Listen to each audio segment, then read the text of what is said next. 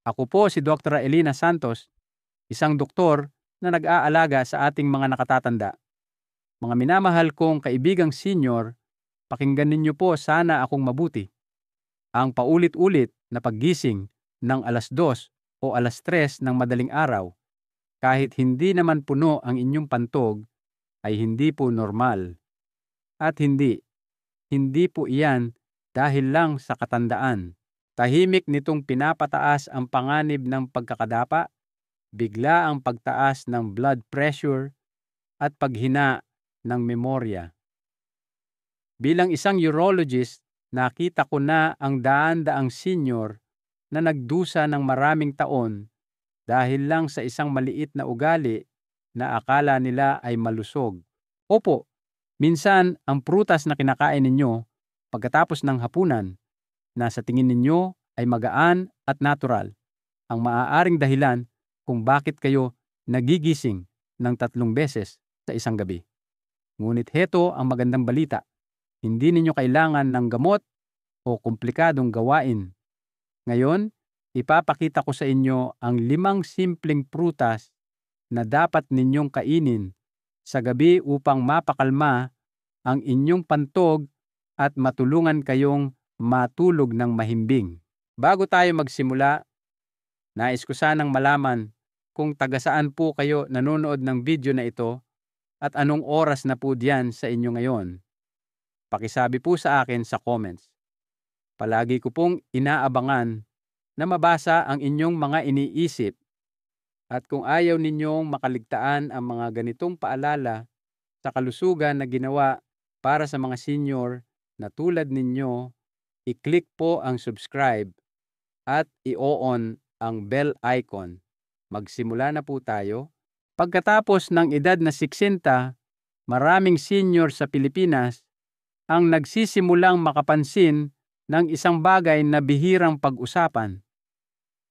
Nagsisimula silang gumising ng mas madalas sa gabi kahit hindi naman sila uminom ng maraming tubig bago matulog.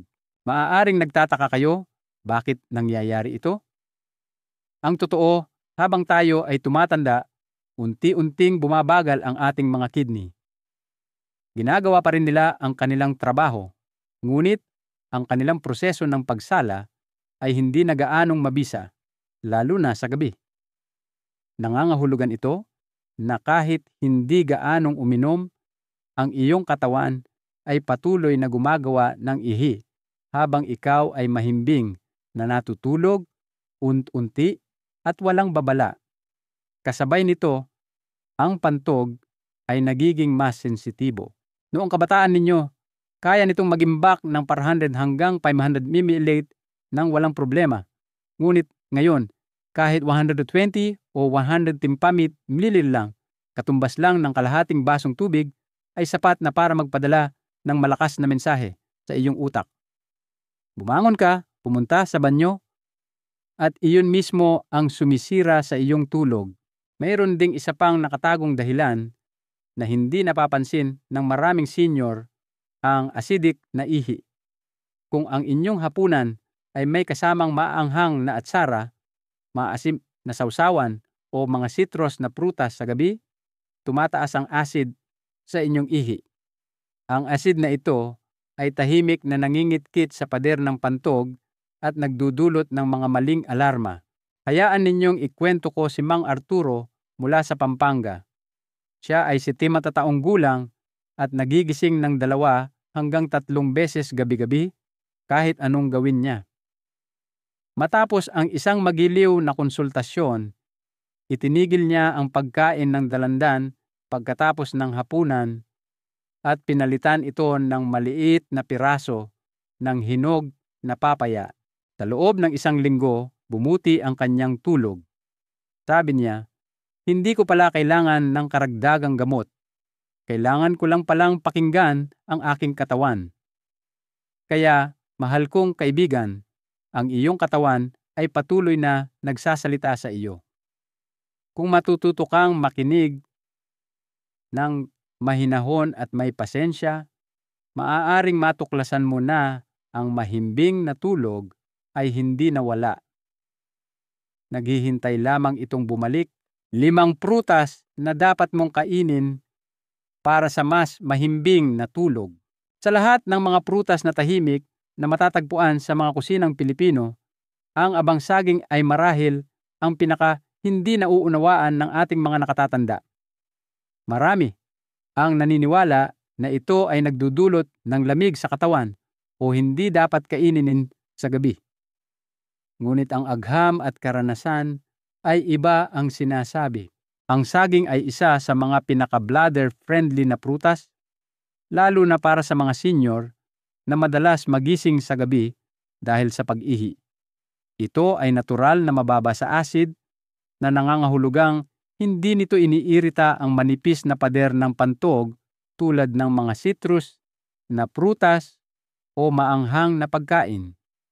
Higit sa lahat, ang saging ay mayaman sa potassium, isang mineral na dahan-dahang nagre-relax sa mga kalamnan ng pantog.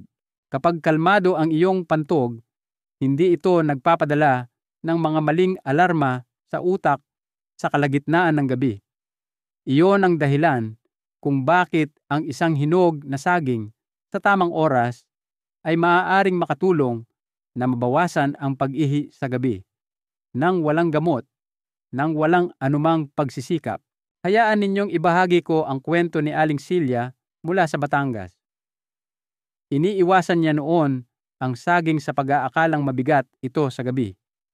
Ngunit nang magsimula siyang kumain ng isang hinog na saging tuwing 5:00 ng hapon o 1 oras pagkatapos ng kanyang maagang hapunan, unti-unting bumuti ang kanyang tulog. Sa loob ng 10 araw, 1 beses na lang siyang nagigising at minsan ay hindi na talaga. Sinabi niya sa akin, "Napakasimple lang pala, 1 prutas lang pala ang kailangan kong palitan." Kaya kung isa ka sa mga naniniwala pa rin na ang saging ay hindi para sa mga nakatatanda, marahil ito na ang panahon upang tingnan itong muli. Hindi ng may takot, kundi ng may pangunawa. Kapag pinili ng tama at inurasan ng wasto, ang isang malambot na hinog na saging ay maaaring maging dahilan upang sa wakas ay makatulog ka ng mahimbing sa buong gabi. Ang papaya ay madalas na itinuturing na isang simpleng pagpipilian para sa panunaw. Ngunit ang tahimik na kapangyarihan nito ay mas malalim pa, lalo na para sa mga nakatatanda. Ang hinog na papaya ay naglalaman ng isang natural na enzyme na tinatawag na papain, na dahan-dahang tumutunaw ng mga protina sa iyong pagkain at sumusuporta sa maayos na panunaw. Kapag magaan at kalmado ang iyong tiyan at bituka, pagkatapos ng hapunan, mas mababa ang pressure sa ibabang bahagi ng tiyan at ang iyong pantuog ay hindi naiipit o naiirita sa gabi. Ang papaya ay mayroon ding banayad na alkalizing effect sa katawan. Nangangahulugan ito na nakakatulong itong bawasan ang acidity sa iyong ihi, na isang karaniwang sanhi ng pagiging sensitibo ng pantog pagkatapos ng edad 60. Mas kaunting acid ay nangangahulugang mas kaunting iritasyon sa loob ng pantog at mas kaunting maling senyales na gumigising sa iyo ng 2:00 o 3:00 ng umaga. Hindi lang ito tungkol sa kung ano ang iyong kinakain. Ito ay tungkol sa kung ano ang nararamdaman ng iyong katawan ilang oras pagkatapos kumain. Hayaan ninyong ikwento ko si Mang Ramon mula sa Cebu. Palagi niyang iniisip na ang papaya ay masyadong boring para maging dessert, ngunit nang palitan niya ang kanyang post-dinner na dalandan juice ng isang maliit na hiwa ng hinog na papaya, nagsimulang magbago ang mga bagay. Sa loob ng 1 linggo, mula sa 3 beses na paggising sa gabi, ay naging 1 beses na lang at minsan ay hindi na talaga. Sinabi niya sa akin, "Hindi ko inaasahan na ang isang maliit na bagay ay makakatulong ng ganito kalaki." Kaya mahal kong kaibigan, Kung ang iyong mga gabi ay nagugulo at ang iyong katawan ay mabigat pagkatapos ng hapunan, subukan ang isang pagbabago. Kumain ng 150 gramo ng hinog na papaya, hindi masyadong hilaw, hindi sobrang hinog, mga 30 hanggang 60 minuto pagkatapos ng iyong hapunan. Minsan, ang mga prutas na tulad ng papaya ay nagtataglay ng tahimik na karunungan na hinihintay ng iyong katawan. Ang peras o pear ay isang prutas na madalas nating hindi pinapansin.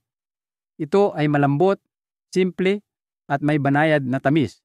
Hindi kasing ganda ng mangga o kasing katas ng pakwan. Ngunit, para sa mga matatanda, lalo na sa mga madalas makaramdam ng pagka-bloat o hirap sa banayad na constipation, ang prutas na ito ay maaaring gumawa ng malaking pagkakaiba. Ang peras ay naglalaman ng isang natural na compound na tinatawag na sorbitol na nagsisilbing isang banayad na pampadumi. Hindi malupit, hindi biglaan, ngunit nakapapawi. Dahan-dahan itong humihila ng tubig papunta sa bituka at sumusuporta sa maayos at regular na pagdumi ng walang discomfort. Maaari mong itanong, paano ito konektado sa pag-ihi sa gabi?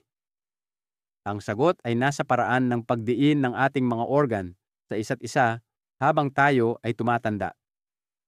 Kapag puno ang bituka o mabigat ang pakiramdam ng tiyan, lumilikha ito ng dagdag na pressure sa pantog.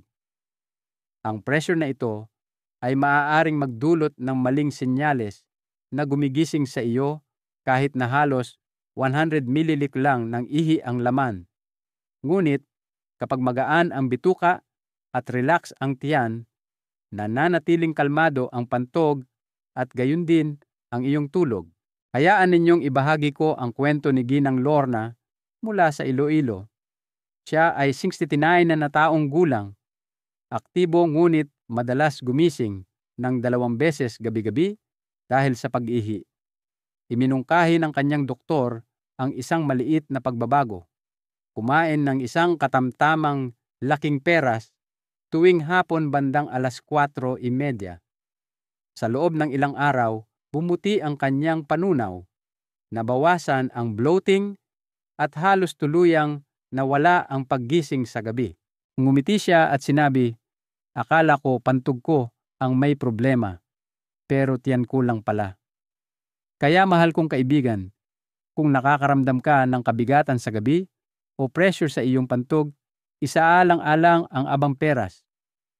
Hugasan itong mabuti, kainin kasama ang balat. Kung malambot, nguyain ng dahan-dahan at i-enjoy ito bilang merienda bandang 4:00 hanggang 5:00 ng hapon. Minsan, ang kagaanan sa tiyan ay humahantong sa kapayapaan sa gabi. Ang pakwan o watermelon ay isang paboritong bahagi ng tag-init. Ang tamis nito, ang lamig, ang nakakapreskong pulang kulay ay nagdudulot ng ginhawa sa mga mainit na hapon. Ngunit, para sa mga senior, lalo na sa mga higit sa 60, ang pakwan ay higit pa sa isang treat. Tahimik nitong sinusuportahan ang urinary system kapag kinain sa tamang oras. Ang pakwan ay naglalaman ng lycopene, isang malakas na antioxidant na kilala sa pagbabawas ng pamamaga sa katawan, lalo na sa prostate gland para sa mga kalalakihan at sa urinary tract para sa parehong kalalakihan at kababaihan. Habang tayo ay tumatanda, kahit kaunting pamamaga sa mga lugar na ito ay maaaring humantong sa madalas na pag-ihi sa gabi. Tinutulungan ng lycopene na pakalmahin ang tahimik na iritasyon na ito upang ang iyong pantog ay makapagpahinga ng tahimik sa buong gabi. Ngunit ang tamang oras, mahal kong kaibigan, ay napakahalaga. Ang pakwan ay mataas sa tubig. Kung kakainin mo ito ng huli na sa araw, ang tubig na iyon ay makakasira sa iyong tulog hindi makakapag-refresh sa iyong katawan. Hayaan ninyong ibahagi ko ang kwento ni Mang Vicente mula sa Davao. Sa loob ng maraming taon, naniniwala siyang ang pakwan pagkatapos ng hapunan ay isang magaan na dessert. Ngunit patuloy siyang nagigising ng una ng madaling araw at muli ng 3:00 na hindi mapakali. Nang magsimula siyang kumain ng isang maliit na mangkok ng pakwan na nasa room temperature bago mag 2:00 ng hapon, hindi malamig mula sa ref, hindi hinaluan ng ibang prutas, bumuti ang kanyang tulog. Ang kanyang eksaktong sinabi ay, "Kinakain ko pa rin ang gusto ko, pero ngayon ginagawa ko na ito ng matalino." Kaya, mahal na senior, i-enjoy ang iyong pakwan, ngunit hayaan itong maging regalo sa iyong hapon, hindi isang sorpresa sa iyong hatinggabi. Hayaan itong simple. Kainin ito ng maaga at iwasan ang sobrang pagpapalamig. Ang mga malamig na prutas ay maaaring makagulat sa iyong panunaw at mag-trigger ng pagiging sensitibo ng pantog. Kapag pinakinggan mo ang karunungan ng tamang oras, ang iyong katawan ay magsisimulang tumugon ng may kapayapaan at iyon mismo ay isang tahimik na uri ng paggaling. Ang puno ng bayabas ay tahimik na tumutubo. Isang prutas na kilala natin mula pagkabata. Ibinabahagi kasama ng asin sa mga tamad na hapon. Ngunit pagkatapos ng edad na aniksita, ang simpleng prutas na ito ay may espesyal na halaga, lalo na para sa mga senior na nahihirapan sa iritasyon ng pantog at putol-putol na tulog. Ang bayabas ay mayaman sa bitamina C na sumusuporta sa immune system at nagpapatibay sa panloob na pader ng urinary tract.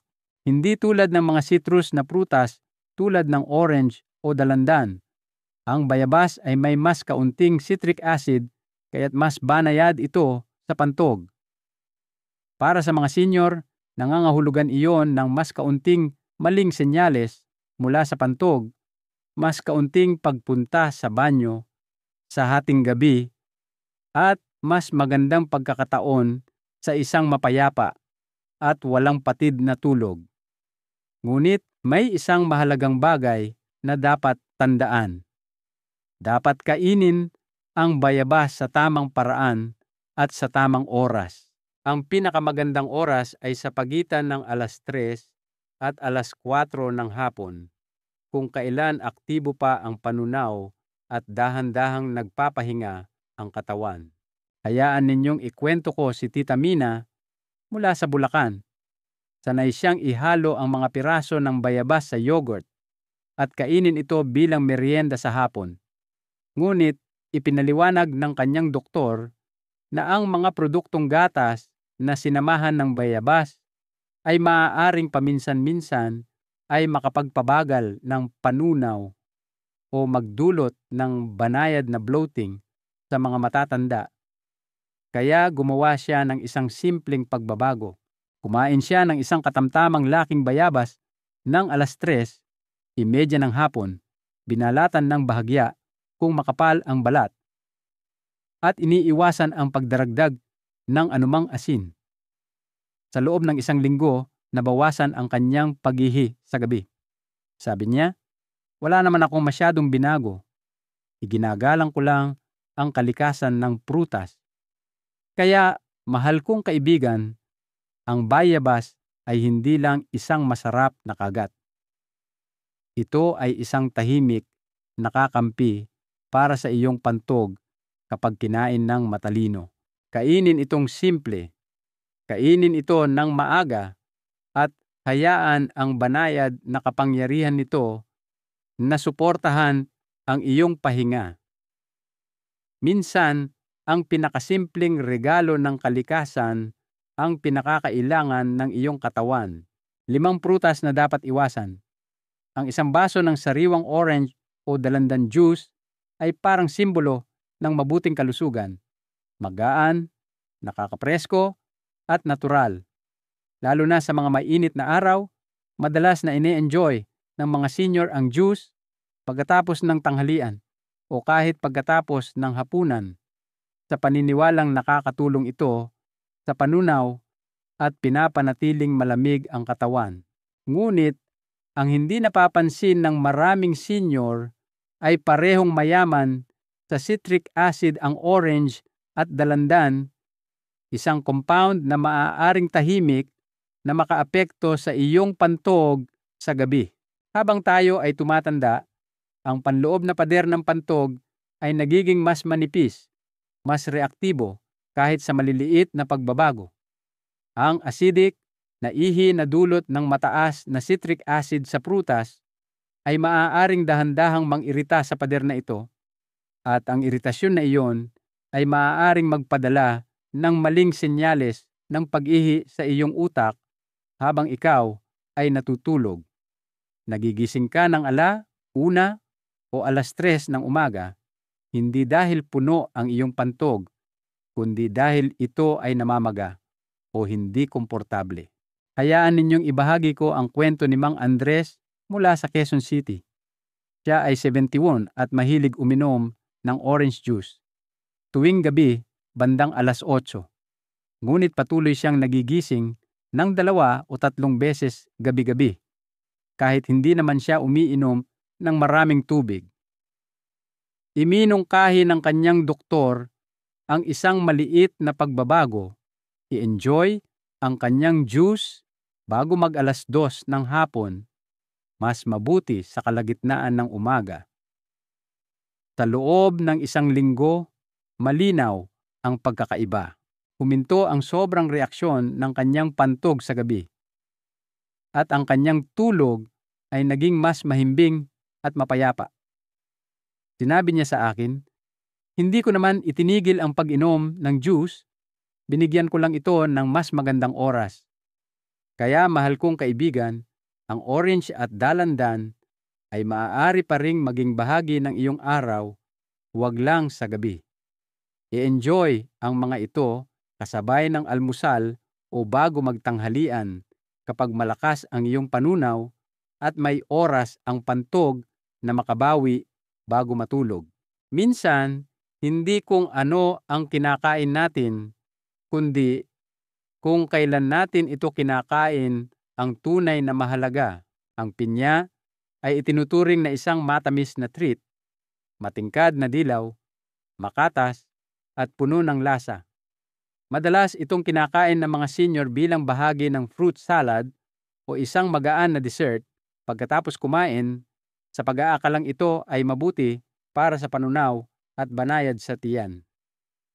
Ngunit ang bihirang pag-usapan ay kung paano nakakaapekto ang pinya sa katawan pagkatapos ng iksanta, lalo na kapag kinain ng huli sa gabi. Ang pinya ay naglalaman ng isang enzyme na tinatawag na bromelain na tumutulong sa pagtunaw ng mga protina, ngunit pinapataas din nito ang aktibidad ng bituka sa isang banayad, ngunit kapansin-pansing paraan. Ngayon, maaari mong itanong, paano ito konektado sa pag-ihi sa gabi? Ang sagot ay nasa paraan ng pagkakadikit-dikit ng ating mga organ. Kapag ang mga bituka ay nagiging masyadong aktibo, lalo na kapag nakahiga ka, ang paggalaw ay lumilikha ng pressure sa mga kalapit na lugar, kabilang ang iyong pantog, at ang pressure na iyon ay nagpapadala ng mga senyales sa utak na nagpaparamdam sa iyo na kailangan mong umihi agad kahit na halos walang ihi sa loob. Ito ang tinatawag nating false urgency, at tahimik nitong sinisira ang iyong tulog gabi-gabi. Hayaan ninyong ikwento ko si Aling Susan mula sa Laguna. Gustong-gusto niya ang mga hiwa ng pinya pagkatapos ng hapunan at naniniwalang nakakatulong ito sa kanyang pagiging regular. Ngunit nagigising siya ng 2 beses gabi-gabi at pagod sa umaga. Iminungkahi ng kanyang anak na babae na lumipat sa papaya na banayad, alkalizing, at hindi gaanong aktibo sa bituka. Sa loob ng 5 araw, pumuti ang kanyang tulog. Sinabi niya, akala ko may problema ako sa pantog, pero maling prutas lang pala sa maling oras. Kaya, mahal kong kaibigan, hindi masama ang pinya, ngunit mahalaga ang timing. Kung gusto mo ito, kainin ito kasabay ng tanghalian o bago mag-2:00 ng hapon. At kung ang iyong katawan ay hindi mapakali sa gabi, subukan ang isang hiwa ng hinog na papaya sa halip. Minsan, ang maliliit na pagbabago ay maaaring magbalik ng malaking kapayapaan. Ang isang mangkok ng ubas na pinalamig sa ref ay parang isang maliit na luho, lalo na sa mga mainit na hapon. Kinakain ito ng mga senyor bilang isang magaan na merienda. Madalas sa paniniwalang ito ay hindi nakakasama at malusog. Ngunit pagkatapos ng edad na 60, nagsisimulang mag-react ng iba ang katawan sa mga prutas tulad ng ubas, lalo na kung kinain ng huli sa araw o sa malalaking dami.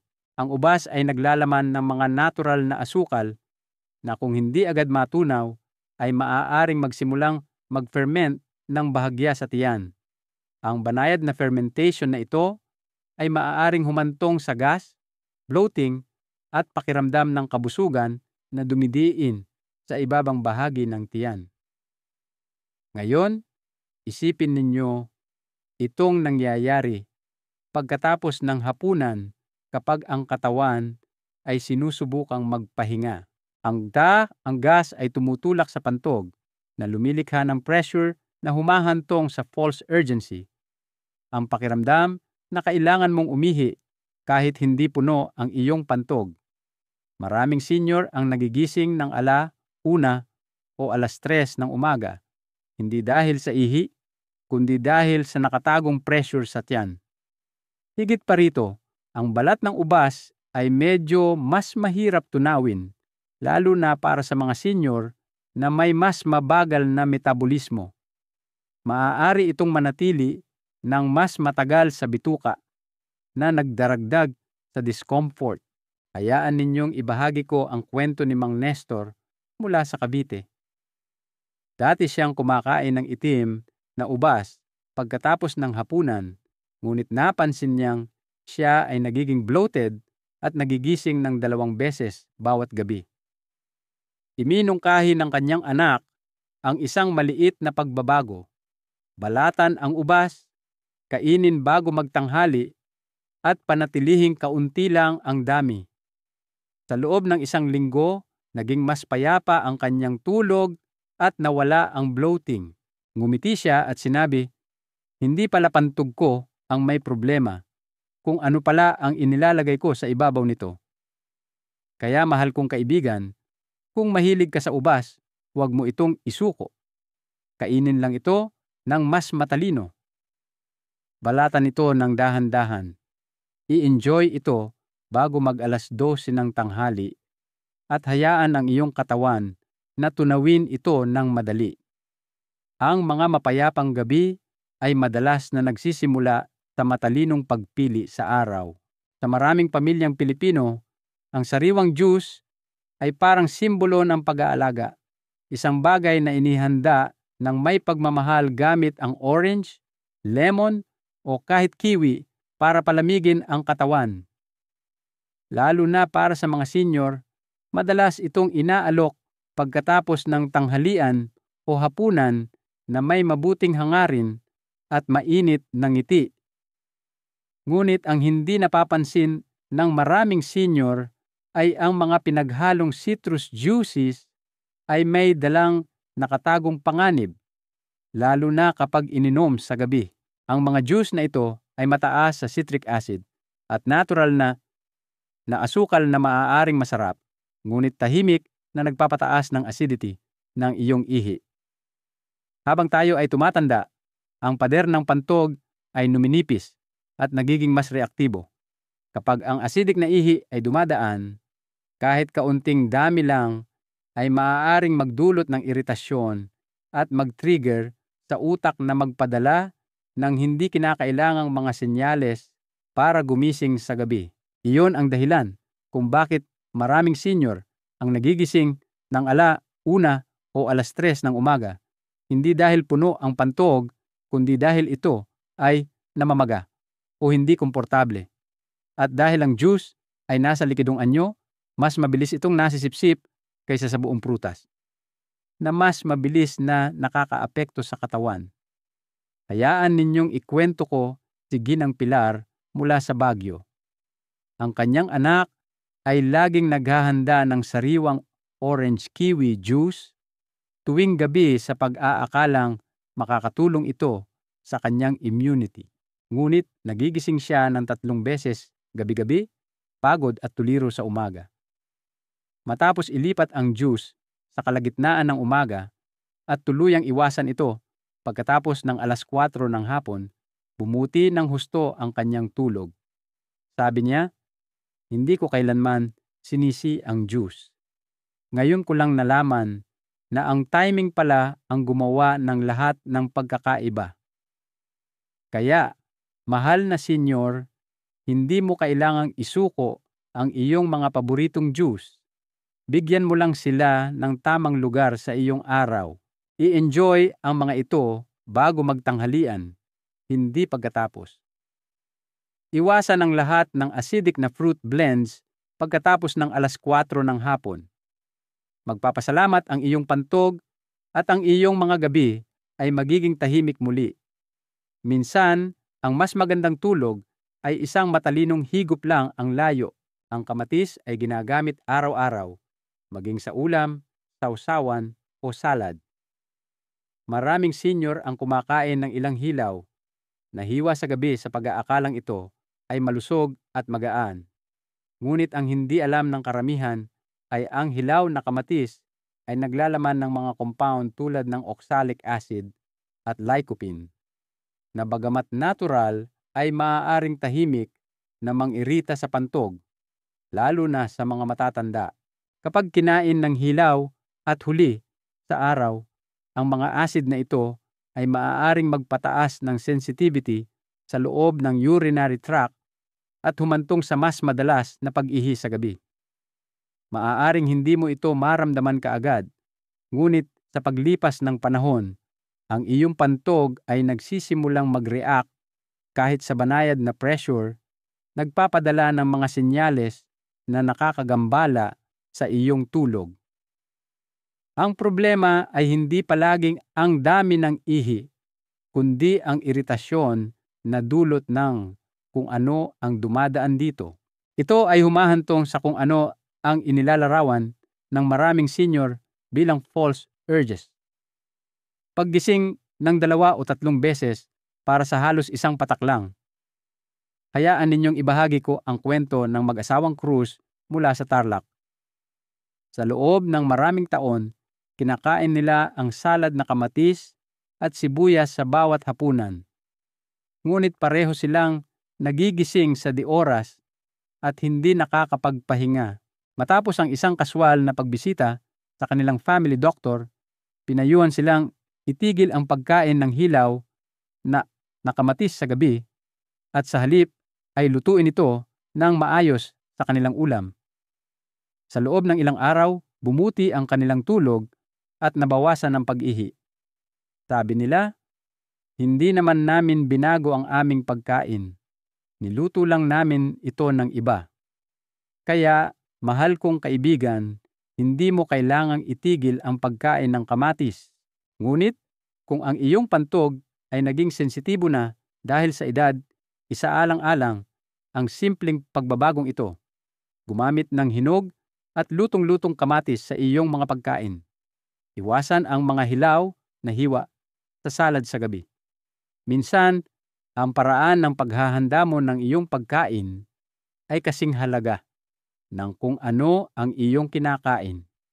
Hayaan ang pagluluto na maging iyong banayad na gamot. Ang mga prutas ay madalas na itinuturing na simbolo ng kalusugan, malambot at makukulay na regalo mula sa kalikasan na nagdudulot ng tamis pagkatapos kumain.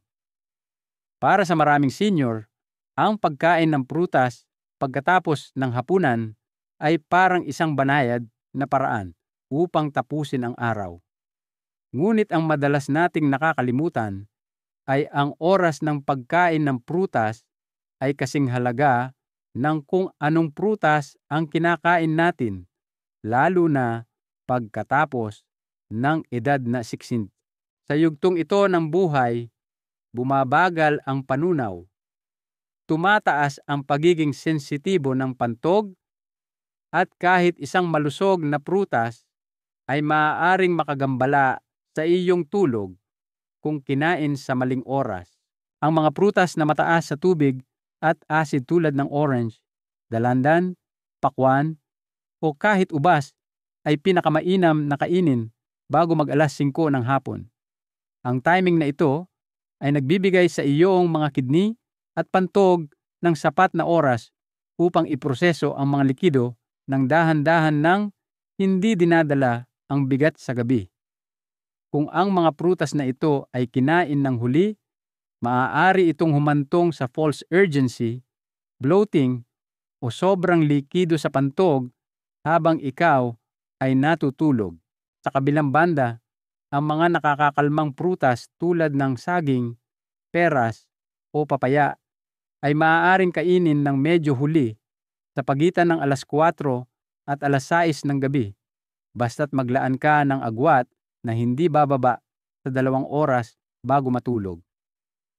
Ang banayad na panahong ito ay nagpapahintulot sa iyong katawan na matunaw, mapanatag, at maghanda para sa mapayapang pahinga.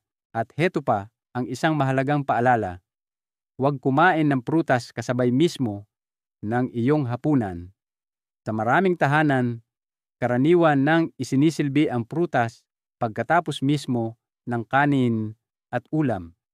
Ngunit ang paghahalo ng prutas sa mabigat na pagkain ay maaaring humantong sa bahagyang fermentation sa bituka na nagdudulot ng gas o discomfort.